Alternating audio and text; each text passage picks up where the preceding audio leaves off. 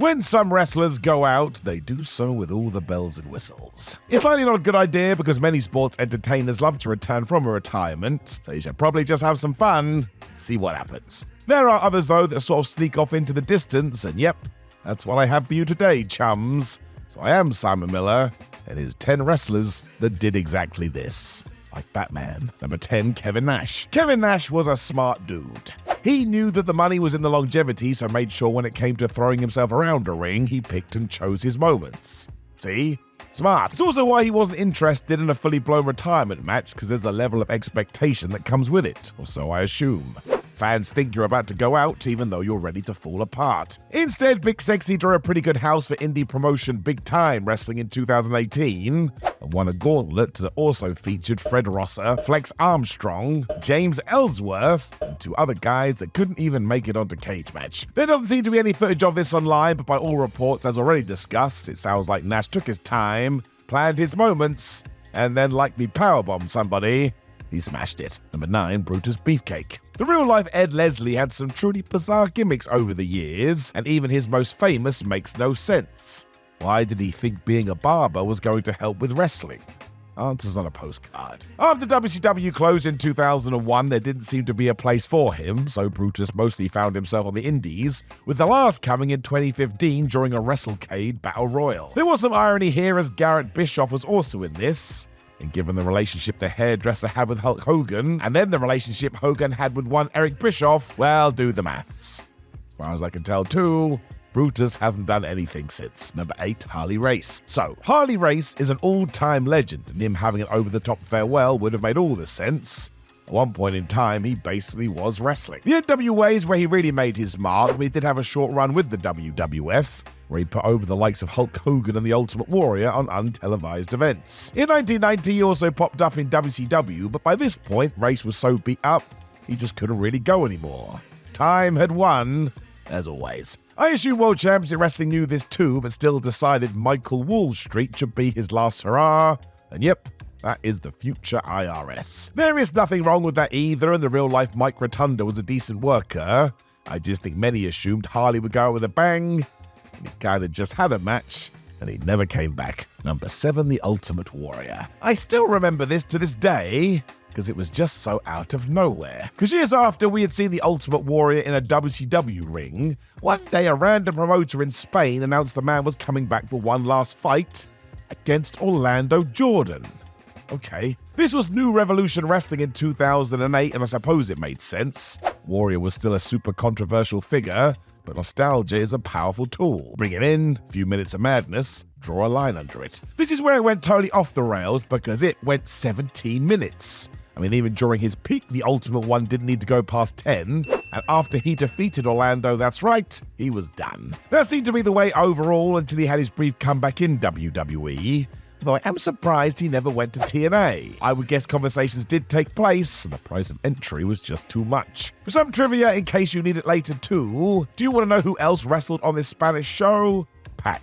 So there's a connection that nobody saw coming. Number 6, Marty Jannetty. Another wrestler who has become quite difficult in later years. Wouldn't surprise me if Marty Jannetty had another match somewhere. I mean, he always seems to be hinting about it. If we do go to Cage Match though, his final encounter at the moment was back in 2018 at Battle of the Border 7, Legends and All-Stars. I mean, that sounds like some sort of low-budget wrestling game. It gets interesting as Marty was in an 8-man tag with some individuals who don't even have a listing on the website, although one was called Hooks. But no, it wasn't that guy. The latest rumor going around is that Jannetty may need his foot amputated, and that is never good. It does mean there's every chance he could be done, however.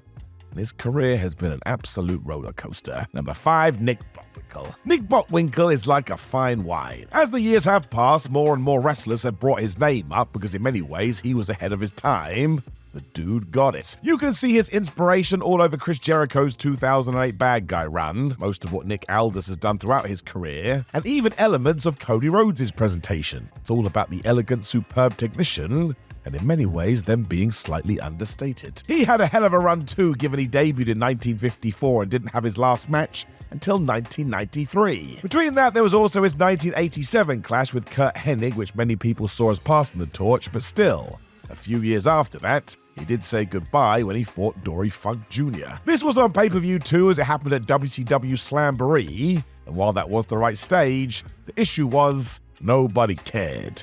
This wasn't Nick's fault either. This was a World Championship Wrestling that was all over the shop, didn't bother explaining why it was a big deal. So it was the wrong send-off for a proper legend. Calling it a shame would be fair. Number 4, Arn Anderson. Many people have called Arn Anderson one of the best to ever do it, and that's not them being nice. You can see why when you go through Anderson's career, because while he never went totally over the top, he was just consistently great.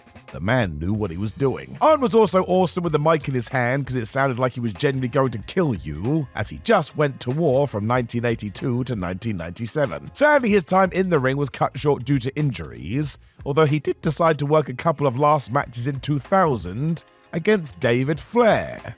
Now, this was done in order to try and get the Nature Boy's son over. It did not work. This was nothing to do with the Enforcer, as David was just put in a position he wasn't ready for, although he did win the second one.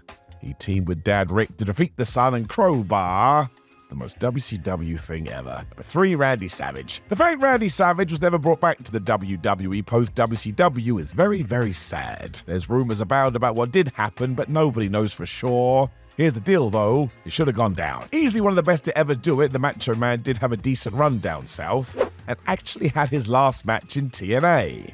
I mean, where else? This was in 2004 at the Turning Point pay-per-view, where he teamed with AJ Styles and Jeff Hardy to take on Kevin Nash, Scott Hall, and Jeff Jarrett. That's mad. His major issue is that it went way too long at almost 18 minutes, and while Styles especially did his best, it was just stretched too thin. Savage himself really did deserve a proper send-off, and yet he never got it. And of course, sadly, he passed away way too early in 2011. It's horrible. Number 2, the Honky Tonk Man. You know the deal. Anytime we do bring up the Tonk, we have to remind ourselves that he decided the best way to be successful at wrestling was by pretending to be Elvis. Quite the plan. The modern day has shifted his greatest record around too, as he is no longer the longest reigning Intercontinental Champion of all time, as that nod has gone to Gunther, so it's all changed. Honky did pick the right lane in the sense he was more character than anything else, so even in the 2010s he was still working. That's some staying power. It seemed as if 2019 was his final curtain, as he was part of a gimmick battle royal for Wildcat Pro Wrestling, along with the likes of Ernest the Cat Miller, Carlito, somebody named the Mysterious Q. So if you know who that is, or it is you, please let me know in the comments below. Number 1, Bruno Sammartino. People still don't get how big Bruno Sammartino was during his heyday. I do get it because out of sight, out of mind, but when you go back and watch it, my word, the dude was massive. Proper hero. Even though he did fall out with WWE for years, he was still very much a WWF man through and through. This was true right down to his last match. Of all the things, he teamed with Hulk Hogan to face King Kong Bundy and the One Man Gang in 1987. And why did he do this? Powers that be had asked him to help the Hulkster get even more over. Bruno would do sporadic appearances here and there, especially if his son was involved, but otherwise, this was it. I know people say this a lot, but there really will be another like him. Go and check out anything he did from Madison Square Garden. It is quite the incredible sight to behold. Now please do click the video on the screen, which is 10 bizarre times WW stars experimented with their gimmick to totally confuse your brain. Like the video, share the video, and subscribe. And make sure you put it into your ears that I am thanking you for joining me today. I'll talk to you again very soon.